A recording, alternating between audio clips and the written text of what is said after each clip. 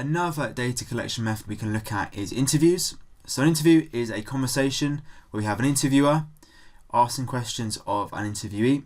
So the interviewee is the person being interviewed here. And you can think of, say, a job interview or maybe a politician or celebrity being interviewed on TV. But that's not quite what we're looking at here. We're talking about it in terms of an IT collecting data, collecting information context. So bear that in mind. And if we are looking for a particular type of information, we need to make sure we are planning questions in advance if we are the interviewer. So don't just turn up winging it, you've got to really script questions in advance, because interviewing is a skill. So for example, say you are trying to improve a website, a school's website, if that's your goal. You might, if you're the interviewer, you might ask someone who works at the school, maybe a student, what they think about the school's current website, just to get a gauge on their opinion. Maybe you're also scripting a follow-up question, something like, what would you do differently if you were developing a new website? Well, that's also relevant to this scenario, right?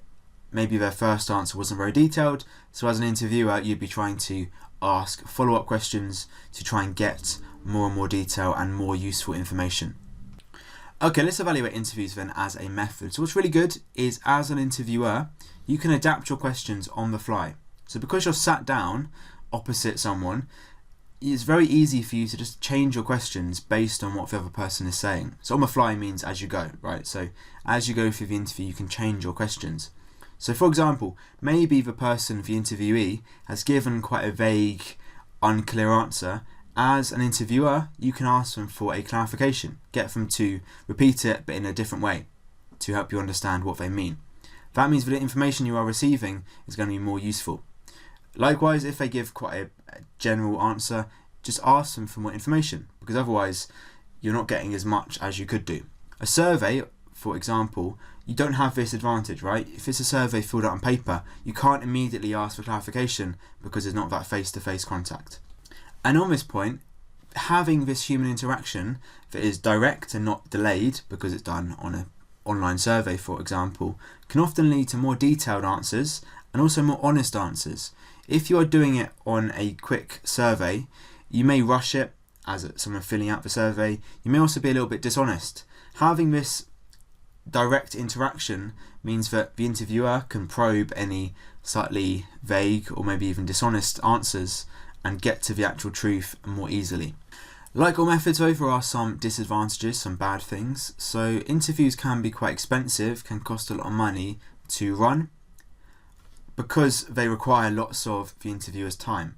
If you're doing 50 interviews, you need 50 distinct, say 20-minute blocks of the interviewer's time. The interviewer is getting paid, you assume, and that can be quite expensive. And on a similar point, it's very hard to interview many people in a short space of time. If you are giving a survey, maybe via an email, you can send it out and it can be done simultaneously at the same time. It's harder to do it for interviews unless you've got loads of interviewers and are doing interviews in parallel. It's one after the other, which takes a lot more time. And also, unless you're doing it online, like via video, which you could well do, you'll need to have a physical location that can tie into the cost as well. Having said that, many interviews are done as video interviews over Skype, something like that, and also just over the phone, especially initially. However, doing it face-to-face in person is usually better. A method which is similar to interviews is using a consumer panel to collect data. So a consumer panel is a group of people who make up the panel who are asked their opinion about products or ideas. So it's kind of like a large interview. So an interview is often just a one-on-one. So you've got an interviewer, you've got an interviewee, but a consumer panel is usually one person running it, like the interviewer, and then loads of interviewees if you want to think of it like that. So the panel are meeting to discuss a new product or an idea the company has had. And you may have heard of the term focus groups. They are similar to focus groups, but consumer panels are often used multiple times. So a focus group might just be, say, 10 people who are convened once to discuss a new product. A panel is often used multiple times, so say every couple of months, and are often over a longer term, so maybe up to a year, maybe longer even. So this is just like a little discussion maybe about an idea, a new product launch maybe, but actually if you're doing, say, a food product, often there'll be specialist facilities where a panel will meet. There'll be, say, a kitchen behind a division, and new food will get passed out. The panel try it, then maybe we'll meet like this and discuss it, what's good, what's bad, and they can always adjust the recipe to make it as nice as possible, say. So it's really valuable for a company to get an opinion on a product or idea before it's launched to the public, because the people in the panel will hopefully give some good feedback and the product or idea can be improved.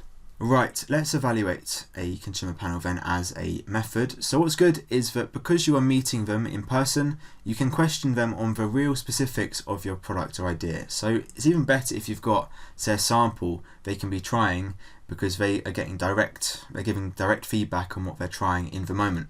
It's not done over like a survey or something like that. It's really, really specific to your purpose. Also, because they have agreed to be part of your panel, they're likely, maybe not always, but usually going to be quite engaged, quite motivated to give good feedback, because they have agreed, and often they're getting paid as well.